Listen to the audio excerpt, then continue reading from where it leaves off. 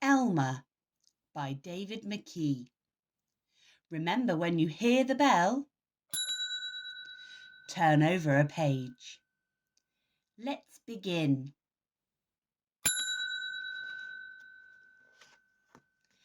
There was once a herd of elephants. Elephants young, elephants old, elephants tall or fat or thin, elephants like this, that or the other, all different, but all happy, and all the same colour. All, that is, except Elmer. Elmer was different. Elmer was patchwork. Elmer was yellow and orange and red and pink and purple and blue and green and black and white. Elmer was not elephant colour. It was Elmer who kept the elephants happy. Sometimes he joked with the other elephants. Sometimes they joked with him. But if there was even a little smile, it was usually Elmer who started it. One night, Elmer couldn't sleep for thinking, and the think that he was thinking was that he was very tired of being different. Who ever heard of a patchwork elephant? He thought. No wonder they laugh at me. In the morning, before the others were really awake, Elmer slipped quietly away, unnoticed. As he walked through the jungle, Elmer met other animals. They always said, "Good morning, Elmer." Each time Elmer smiled and said, "Good morning." After a long walk, Elmer found what he was looking for, a large bush. A large bush covered with berries, a large bush covered with elephant-coloured berries. Elmer caught hold of the bush and shook it so that the berries fell on the ground.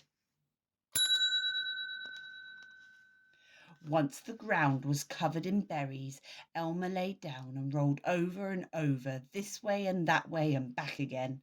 Then he picked up bunches of berries and rubbed himself all over, covering himself with berry juice until there wasn't a sign of any yellow or orange or red or pink or purple or blue or green or black or white. When he had finished, Elmer looked like any other elephant. After that, Elmer set off back to the herd. On the way, he passed the other animals again. This time each one said to him, "Good morning, elephant." And each time Elmer smiled and said, "Good morning," pleased that he wasn't recognised. When Elmer rejoined the other elephants, they were all standing quietly. None of them noticed Elmer as he worked his way to the middle of the herd.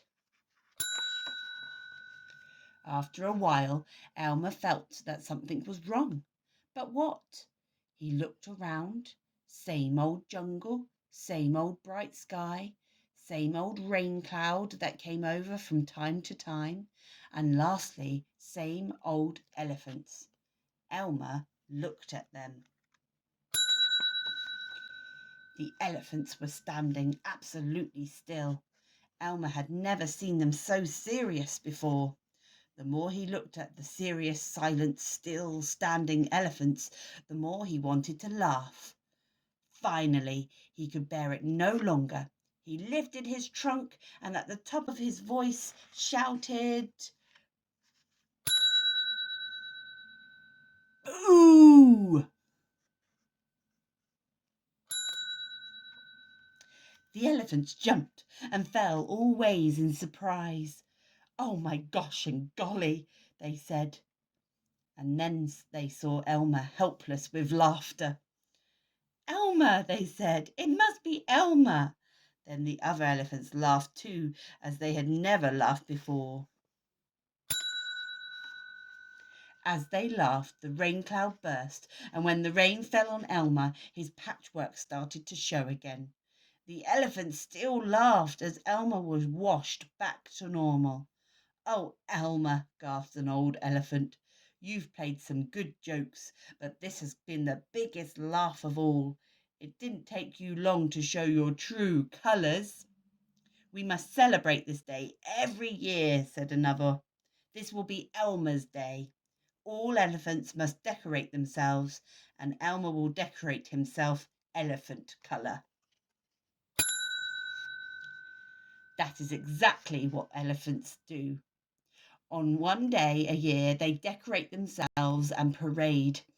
On that day, if you happen to see an elephant, ordinary elephant colour, you will know that it must be Elmer. The end. Thank you for listening.